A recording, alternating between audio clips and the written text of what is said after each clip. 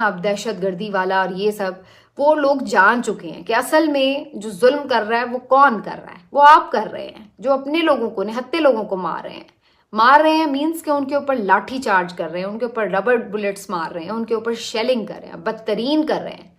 तो ये जो है, ये है असल असल जो फस्तायत है, वो ये है जो आप लोगों की तरफ से, और वो तो निहत्थे आए हैं, उन्होंने किस बंदे को मारा है। तो ये अब जो प्रोपेगेंडा है इनका, ये ठुस हो चुका है। और दूसरी तरफ हम ये देखते हैं कि जो मनाजिर अगर आप देख लें जनाब,